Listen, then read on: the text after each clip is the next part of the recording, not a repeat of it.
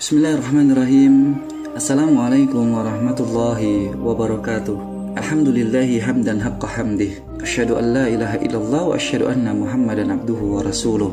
Allahumma salli wa sallim wa barik ala sayyidil mursalin wa imamul abidin nabiyinal karim Muhammad sallallahu alaihi wasallam.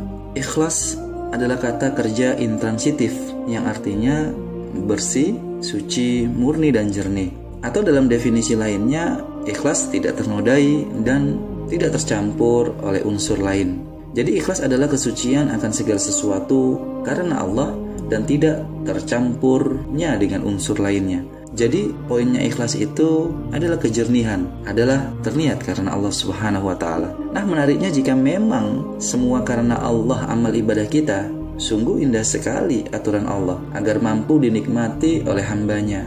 Karena keikhlasan itu perlu dilatih, perlu adanya training, perlu adanya sebuah tahapan-tahapan. Karena ikhlas itu memang adalah hal yang berat. Bahkan sekaliber beberapa sahabat pun masih berat mengoptimalkannya. Sehingga latihan menjadi konsep ideal untuk menikmati makna keikhlasan tersebut. Oleh karenanya, para ulama kemudian membagi level latihan ikhlas itu menjadi 3 kategori ikhlas. Yang pertama, ikhlas karena Allah, tersebab janji-janji Allah yang bersifat duniawi. Semisal pada surat Al-Baqarah ayat ke-261, akan pengkali lipatan infak menjadi 700 kali lipat. Masalul ladzina yunfikuna amwalahum fi sabilillahi kamasali habbati ambatat sab'a sanabil fi kulli sumbulatin mi'atu habbah. Semisal juga yang lain, sholat duha mempermudah rezeki, dan takwa akan memberikan solusi dari permasalahan hidup ini. Ini beberapa janji Allah yang bersifat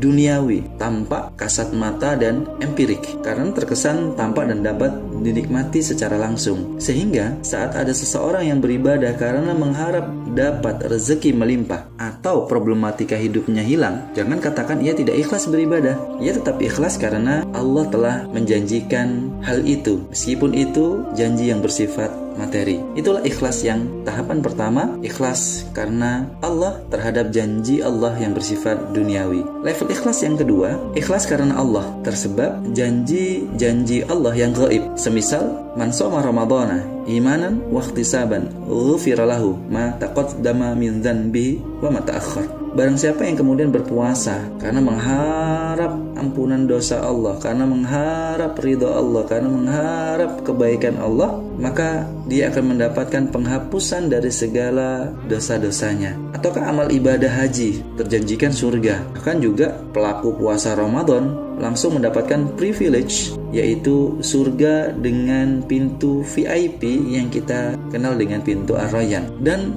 banyak amalan-amalan ibadah lainnya yang Allah janjikan jika kita melakukan akan mendapatkan keberkahannya, rahmatnya, kenikmatan pahalanya, dan lain sebagainya, yang semuanya dijanjikan Allah dalam bentuk masih pada tataran gaib. Nah, dari sinilah ikhlas ketika seseorang itu beramal akan semua janji Allah itu, sesungguhnya ia telah ikhlas beribadah kepada Allah. Mengapa? Ia tetap mendasar pada niatnya karena Allah yang tersebab janji-janji yang gaib. Namun yang paling indah, yang paling baik dari kategori dan level ikhlas tersebut adalah level yang ketiga. Namun tentunya setelah kita bisa melatih dari level yang satu menuju level yang kedua, maka kita akan mendapati level tertinggi keikhlasan adalah yang ketiga, ikhlas karena Allah tanpa tendensi apapun juga. Semua amal ibadah kita lakukan mengikuti aturannya dan tidak ada kepentingan diri di dalamnya. Ya terserah Allah nantinya memberikannya kebaikan-kebaikan dari amal kita. Karena logikanya, kalau kita memiliki tendensi pribadi hanya mengharapkan beberapa dari janji Allah, hakikatnya kita mengurangi kemampuan Allah untuk mengaruniakan kebaikan berlebih kepada kita. Semisal Allah mampu memberikan kita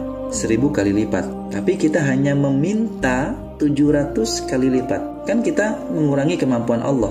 Maka di surat Al-Baqarah ayat ke-261, di ayat yang di atas tadi, sesungguhnya Allah memberikan kalimat yang indah sebagai penutup di ayat tersebut, yaitu ditutup dengan kalimat yang Masya Allah, Allah melipat gandakan bagi siapa yang dikehendakinya, dan Allah maha luas karunia-Nya. Allah melipat gandakan dengan Allah kehendaki. Kalau kita mengambil redaksi di awal, kita mungkin akan memberikan titik, oh Allah mengkali lipatkan 700 kali lipat. Akhirnya kita membayangkan 700 kali lipat. Padahal Allah mengatakan wallahu yudha'ifu liman yasha.